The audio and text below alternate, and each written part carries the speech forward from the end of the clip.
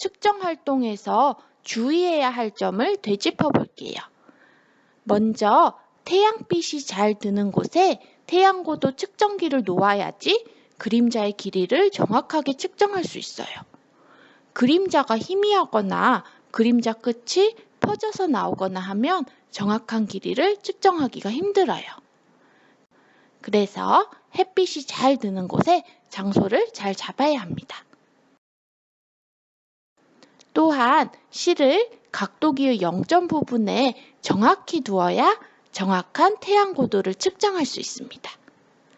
여러분이 실제로 측정할 때에도 이 부분을 신경 써야 합니다. 이제 표와 그래프를 해석해 보겠습니다. 여러분은 실험 관찰 18쪽을 펴주세요. 실험 관찰의 표를 채우는 건 여러분이 직접 측정 활동을 한 후에 기록할 거고요. 이번 시간에는 미리 주어진 자료를 보고 아래 질문의 답만 기록하도록 합시다. 첫 번째 질문. 하루 중 태양 고도가 가장 높은 시간은 언제인가요?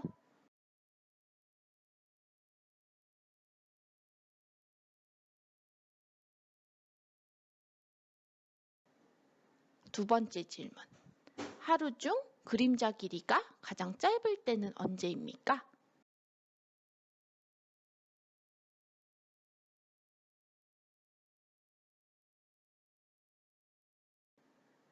세 번째 질문.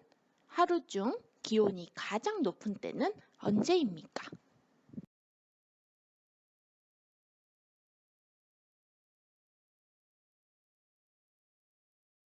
이 표를 꺾은 선 그래프로 나타낸 자료를 보겠습니다. 잠시 영상을 정지하고 실험 관찰 19쪽의 2번과 생각해 볼까요의 답을 적어주세요. 함께 풀어봐요. 태양고도 그래프와 모양이 비슷한 그래프는 기온 그래프와 그림자 길이 그래프 중 무엇인가요? 그렇죠. 기온 그래프가 완전히 똑같지는 않지만 태양고도 그래프와 모양이 비슷합니다. 다만 태양고도가 가장 높을 때는 12시 30분이지만 기온이 가장 높을 때에는 2시 30분이었어요. 두 그래프 모두 이 시간 이후에는 다시 그래프가 내려가고 있네요. 태양이 가장 높이 떴을 때가 가장 더울 것 같지 않나요? 왜 2시간 후가 제일 더운 시간일까요? 교과서 41쪽을 봅시다. 태양 고도가 높아질수록 태양빛을 더 많이 받아서 지표면은 더 많이 데워지고 기온은 더 올라가는 것은 맞습니다. 그런데 기온이라는 건 결국 공기의 온도예요. 우리가 물을 끓이는 데에도 시간이 좀 걸리죠? 이것처럼 지표면과 공기가 태양빛을 받아서 충분히 데워지는 데에는 시간이 필요합니다. 그래서 하루 동안 가장 더운 시간은 태양이 하늘 가장 높이 뜬 12시 30분이 아니라 오후 2시 30분인 것입니다. 지표면과 공기가 충분히 데워지는 데에는 약 2시간 정도가 걸리는 셈이네요. 실험 관찰을 다시 봅시다. 태양고도 그래프와 모양이 다른 그래프는요? 그림자 길이 그래프는 태양고도 그래프와는 완전 반대로 태양고도 그래프가 올라갈 때는 내려가고 태양고도 그래프가 내려갈 때는 올라갑니다. 이걸 보면 태양고도와 그림자 길이는 서로 어떤 관계라고 말할 수 있나요? 아래쪽의 생각해 볼까요에 적어봅시다.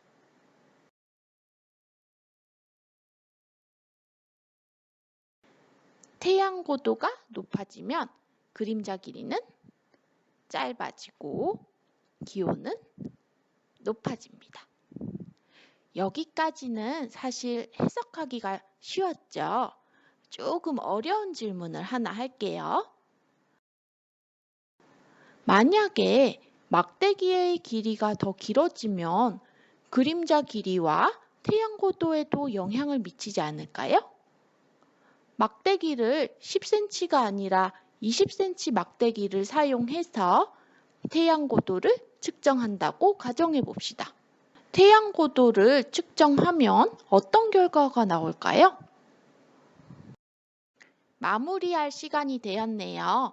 오늘 학습한 내용을 되돌아봅시다.